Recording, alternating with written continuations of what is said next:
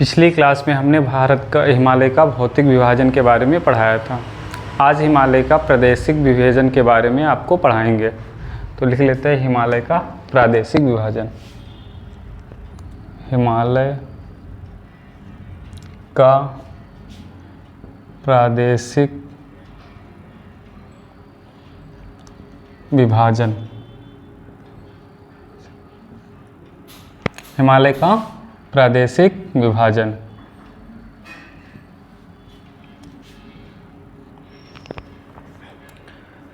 तो हिमालय का प्रादेशिक विभाजन किसने किया है? सर सिडनी बुराड ने किया है। हिमालय को 4 क्षैतिज प्रदेशों में बांटा है।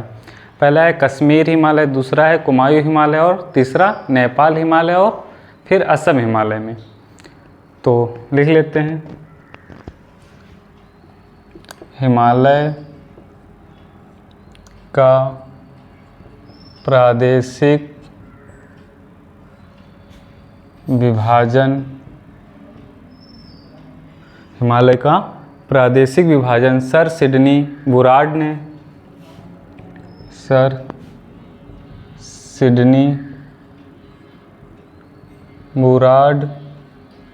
ने 4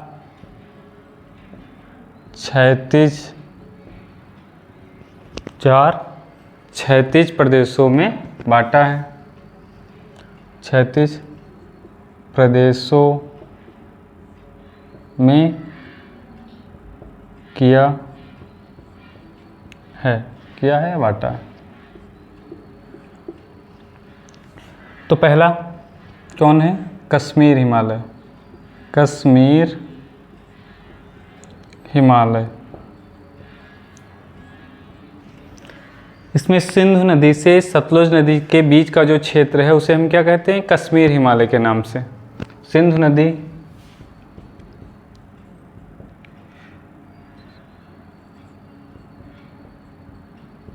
से सतलुज नदी के बीच का भाग या क्षेत्र।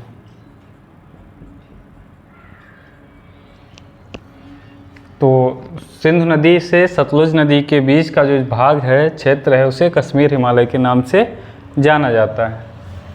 दूसरा है कुमायूं हिमालय। कुमायूं हिमालय तो चूँकि अगर भारत का नक्शा हम देखेंगे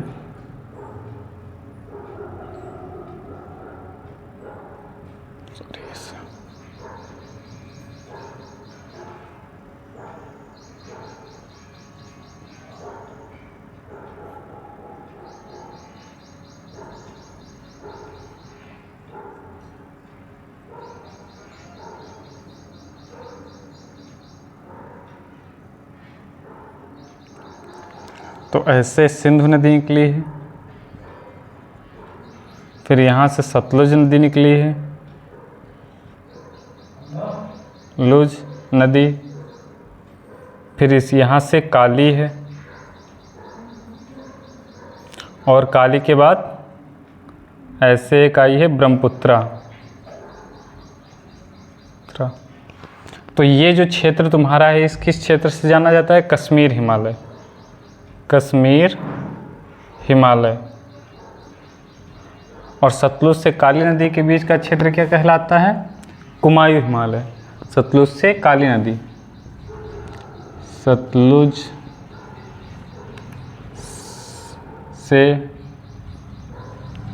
काली नदी के बीच का भाग या क्षेत्र, इसको क्या कहते हैं? कुमायूं। कुमायूं हिमालय। अब उसके बाद है नेपाल हिमालय। नेपाल हिमालय इसमें काली नदी के से काली नदी से काली नदी से तीस्ता नदी के बीच का क्षेत्र, तीस्ता नदी के बीच का क्षेत्र, ये तुम्हारा दे रखा है यहाँ पे, सॉरी एक ये काली नदी थोड़ा यहाँ से हो गई है, यहाँ पे है कुमायूं, ये नेपाल, ये तीस्ता।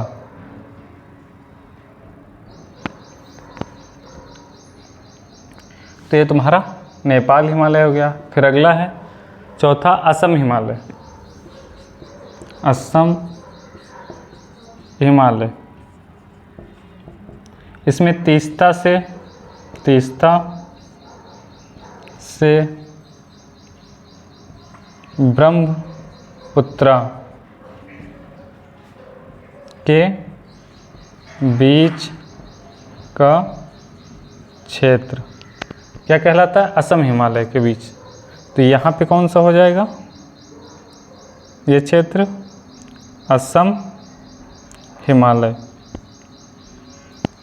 तो सिंधु से सतलुज कश्मीर हिमालय, सतलुज से तुम्हारा ये काली, ये कुमायूं हिमालय यानी उत्तराखंड का क्षेत्र जो तुम्हारा। फिर नेपाल, काली से तीस्ता नेपाल हिमालय और तीस्ता से ब्रह्मपुत्रा असम हिमालय। तो यह क्या है?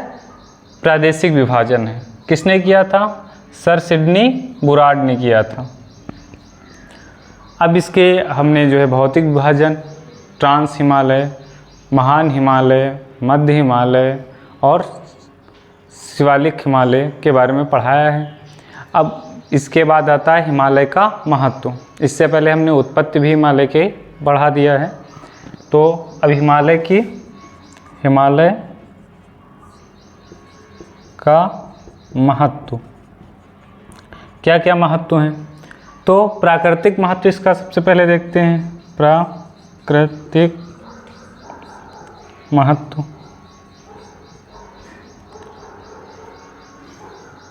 तो प्राकृतिक महत्व में है जो हिमालय से निकलने वाली नदियों द्वारा जो जलोढ़ मिट्टी लाई जाती है, उससे उत्तरी भारत का मैदान या सिंध, गंगा, ब्रह्मपुत्रा का मैदान निर्मित हुआ है।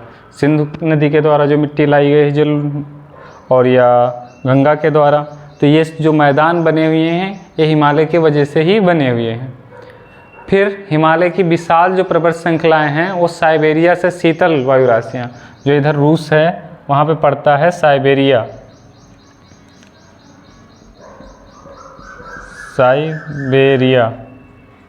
वहाँ से जो ठंडी हवाएं आती हैं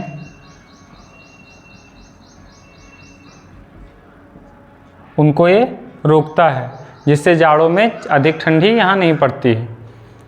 फिर हिमालय पर्वत श्रेणियाँ जो हैं वो मानसून, जो इधर से बंगाल खाड़ी से, अरब सागर से, इधर अरब सागर है, अरब सागर, इधर बंगाल है की खाड़ी, इनसे जो मानसून उठता है इनको यहाँ पे रोक के रखता है और बारिश करवाता है। जो हिमालय की पर्वत श्रेणियाँ हैं वो मानसून पवनों के मार्ग में अवरोध उत्पन्न कर देता है, जिससे इस क्षेत्र में पर्वतीय वर्षा होती है। फिर अगला है हिमालय की उपस्थिति के कारण भारतीय उपमहाद्वीप में उष्ण और उपोष्ण कटिबंध जलवायु पाई जाती है। तो अगर हिमालय ना होता तो यहाँ पे उष्ण और उपोष्ण कटिबंधीय जलवायु नहीं पाई जाती, क्योंकि अगर अक्षांशीय परिस्थिति देखोगे तो कर्क रेखा के उत्तर में होने के कारण यहाँ कौन सी जलवायु पाई जाए? समशीतोष्ण कटिबंधीय जलवायु मिलनी चाहिए। जो यहाँ से कर्क रेखा है इसके उत्तर में स्थित होने के कारण यहाँ पे कैसी जलवायु मिलनी चाहिए? समशीतोष्ण कटिबंधीय जलवायु मिलनी चाहिए। लेकिन यहाँ कैसी मिलती है? उष्ण और उपोष्ण कटिबंधीय जलवायु। तो नोट कर लेते हैं। पहला, हिमालय से निकलने वाली नदियाँ, हिमालय से निकलने वाली नदियाँ, हिमालय से निकलने वाली नदियाँ या नदियों द्वारा लाए गए जलोढ़ जलोढ़ निक्षेपों से निर्मित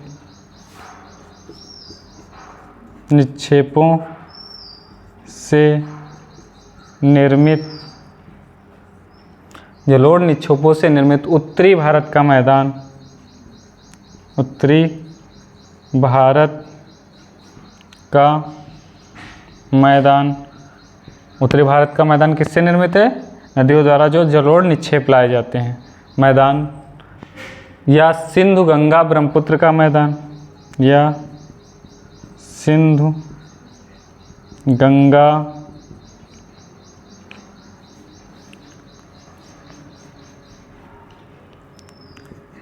ब्रह्मपुत्र का मैदान।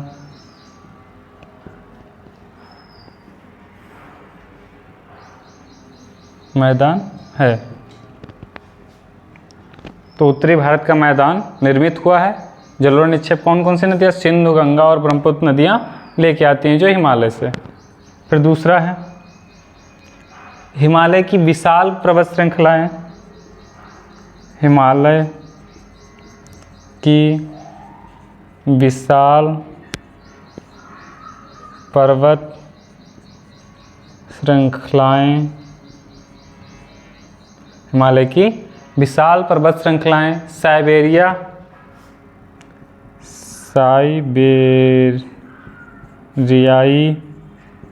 शीतल हवाओं, साइबेरियाई शीतल हवाओं को रोककर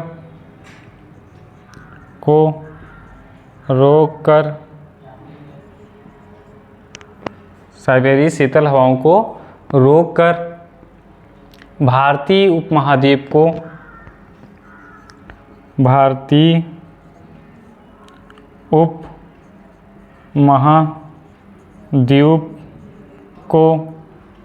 देखो हमने यहाँ पे इसको लिख दिया है, हालांकि ये रूस ऊपर है, चाइना पड़ता है, फिर उसके ऊपर रूस, तो वहाँ से जो साइबेरिया है वहाँ की बात कर रहा हूँ, वहाँ से जो ठंडी हवाएं आती हैं, डायरेक्ट नहीं। ये मैप में देखिएगा तो कहोगे यहाँ रूस कहाँ है, हिमालय के ऊपर, ठीक। तो भारतीय उपमहाद्वीप को जाड़ों में अधिक ठंड होने से बचाती हैं, जाड़ों में अधिक ठंड होने से बचाती हैं। तीसरा है हिमालय पर्वत श्रेणियां मानसून पवनों के मार्ग में, हिमालय पर्वत श्रेणियां मानसून पवनों के मार्ग में, मानसून पवनों के मार्ग में, मानसून पवनों के मार्ग में अवरोध उत्पन्न करके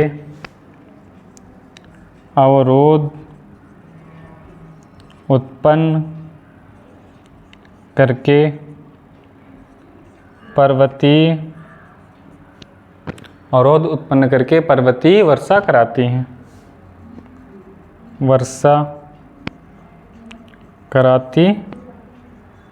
हैं, तो पहले हमने जो विभाजन बताया प्रादेशिक, कश्मीर हिमालय, कुमायूं हिमालय, नेपाल हिमालय, नदियों के बीच का जो क्षेत्र था उन्हीं को कहा गया।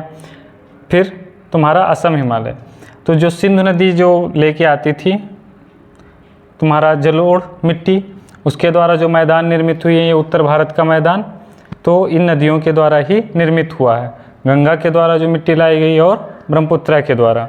फिर उसके बाद है जो ठंडी हवाएं साइबेरिया से आती थी उनसे हिमालय रक्षा करता है, और जो मानसून होता है इसको भी रोक करके क्या भारी बरसात करवाता है।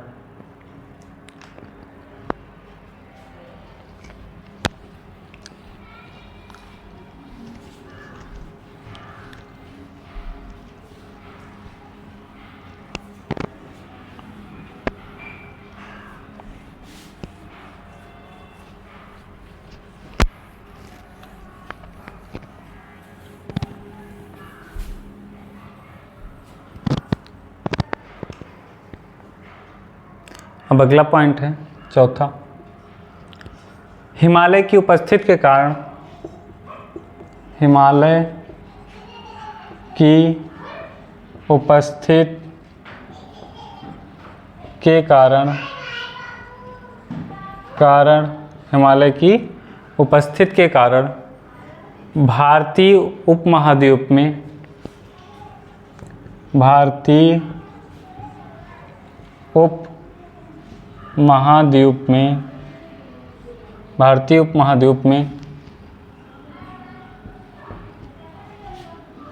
हिमालय की उपस्थिति के कारण भारतीय उपमहाद्वीप में उष्ण और उपोष्णकटिबंधीय उष्ण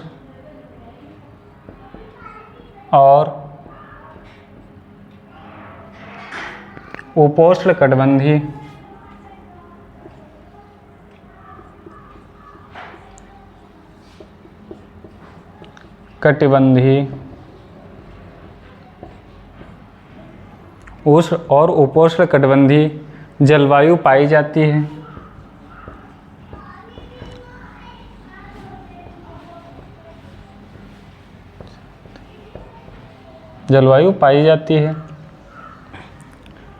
अन्यथा अक्षांशीय स्थिति के अनुसार, अगर अक्षांशीय स्थिति के अनुसार देखेंगे तो कर्क रेखा जहाँ से गुजरती है वहाँ पे कैसी जलवायु पाई जाती है? समशीतोष्ण जलवायु मिलनी चाहिए, पाई जाती है जहाँ से कर्क रेखा के आसपास या कर्क रेखा के उत्तर में जो स्थित हैं। ठीक, तो अक्षांश अन्यथा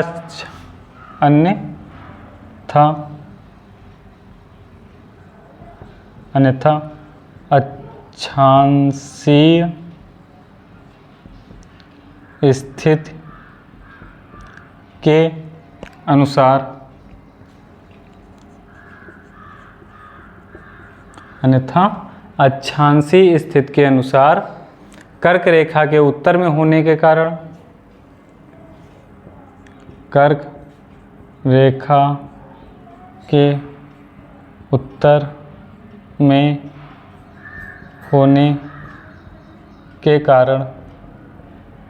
अब पूरा उत्तर नहीं है, कुछ भाग, आधे से ज़्यादा, कर्क रेखा के उत्तर में होने के कारण समशीतोष्ण कटिबंधीय जलवायु मिलनी चाहिए। समशीतोष्ण कटिबंधीय जलवायु मिलनी चाहिए, इस क्षेत्र में ना जलवायु मिलनी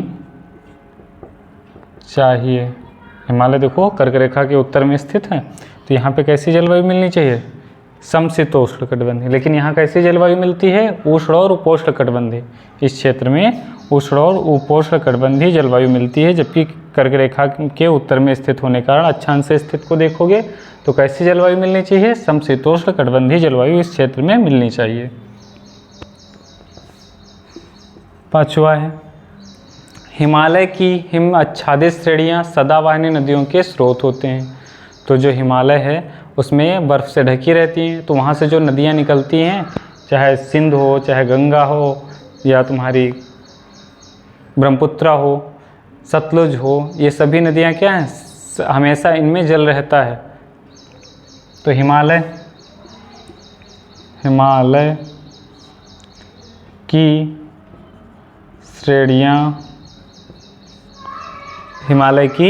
श्रेणियाँ हिमाच्छादित होने के कारण हिमाच्छादित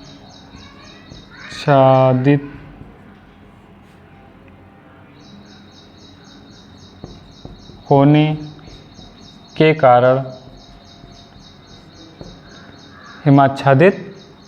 के कारण यहाँ से सदावाहिनी नदियों के या यहाँ से सदावाहिनी नदियाँ निकलती हैं सदा नीरा, जिसमें हमेशा जल रहता है, जिससे भारत, पाकिस्तान, नेपाल और बांग्लादेश को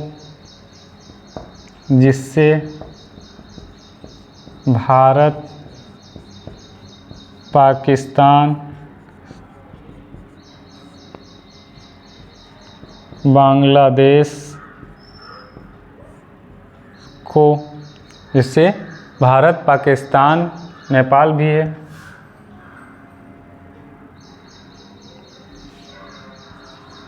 और नेपाल, भारत, पाकिस्तान, बांग्लादेश और नेपाल को महत्वपूर्ण जल संसाधन उपलब्ध होते हैं। महत्वपूर्ण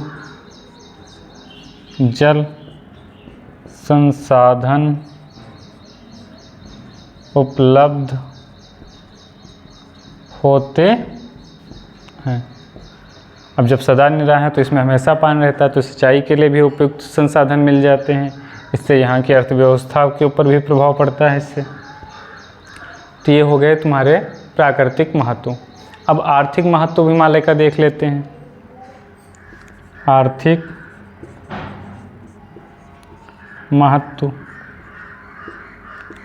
उसमें पहला है वन संसाधनों के रूप में यहाँ से बहुत से वन संसाधन के रूप में चीज़ें मिलती हैं, जैसे शीतोष्णकटिबंधीय मुलायम लकड़ी मिल जाती है, शंक्वाकार वनों के स्रोत यहाँ से मिल जाते हैं, औषधीय पौधे मिल जाते हैं। तो वन संसाधनों के रूप में, वन संसाधनों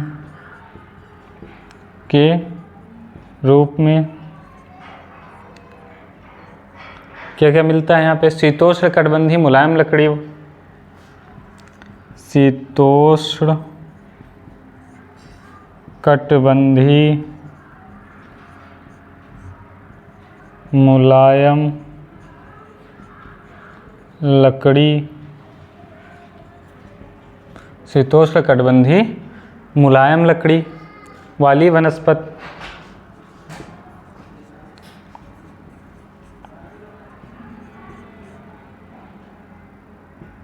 शंक्वाकार वनों के स्रोत,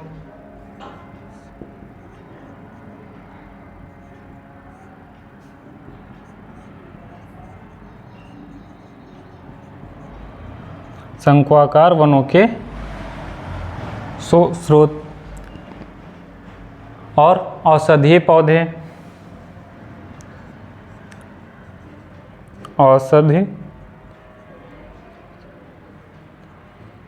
औषधीय और औषधीय पौधे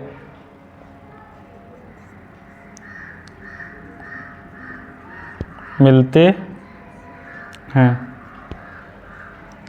तो यहाँ से शीतोष्णकटिबंधीय मुलायम लकड़ी वाले मिल जाते हैं, और वनस्पति जो शंक्वाकार वनों के स्रोत यहाँ से मिल जाते हैं, और औषधीय पौधे भी यहाँ से मिल जाते हैं। इससे क्या है, आर्थिक इन लड़कियों को प्राप्त करके अर्थव्यवस्था में महत्वपूर्ण भूमिका निभाते हैं। हिमालय की घाटियों में, हिमालय की घाटियों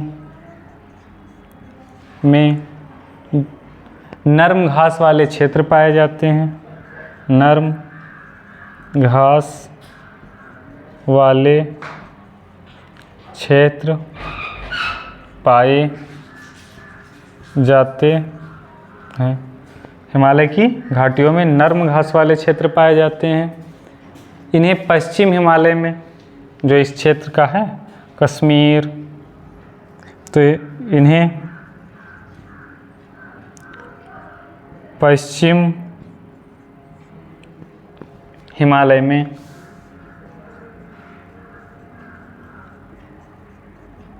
जो नर्म घास के क्षेत्र हैं, इन्हें पश्चिम हिमालय में किस नाम से जाना जाता है?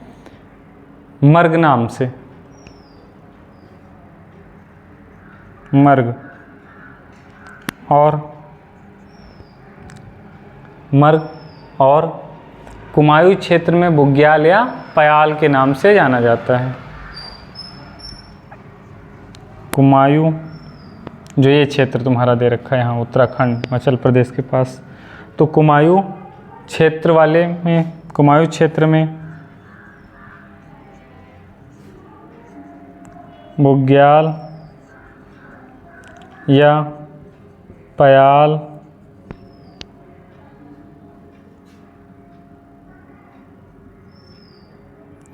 के नाम से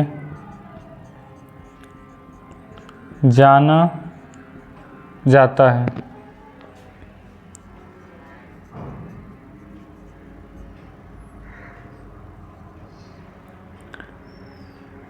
अगला है विविध जो खनिज हैं, जैसे चूना पत्थर, डोलेमाइट, स्लेट, चट्टानी नमक, भाई पाकिस्तान में चट्टानी नमक भी निकलता है।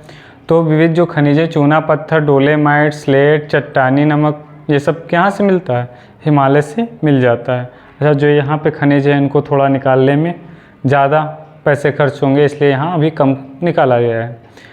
फलों के लिए, खेती के लिए भी उपयुक्त मिल जाती है ज़मीन, जैसे सेब है जम्मू कश्मीर वगैरह में।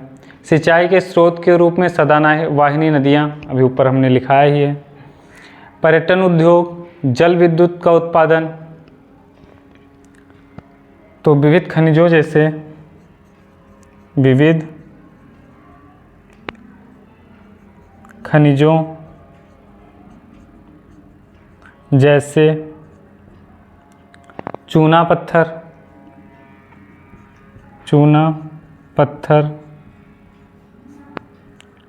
डोलेमाइट, चूना पत्थर, डोलेमाइट, स्लेट, चट्टानी नमक, स्लेट, चट्टानी नमक, स्लेट, चट्टानी नमक आदि स्रोत के रूप में, आदि स्रोत के रूप में यहाँ से स्रोत के रूप में मिल जाते हैं।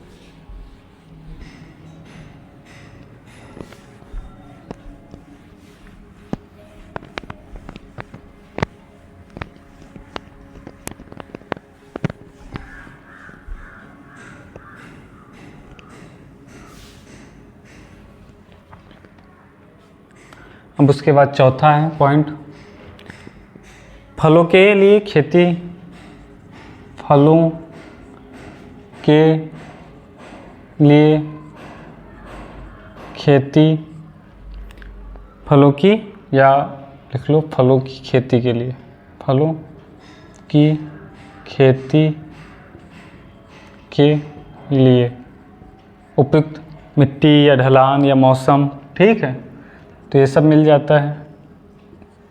पांचवा पॉइंट है सिंचाई के स्रोत के रूप में, सिंचाई के स्रोत के रूप में, ये सब आर्थिक महत्व है, इससे अर्थव्यवस्था पे प्रभाव पड़ता है। तो सिंचाई के स्रोत के रूप में सदावाहिनी नदियाँ, सदा नीरा नदियाँ,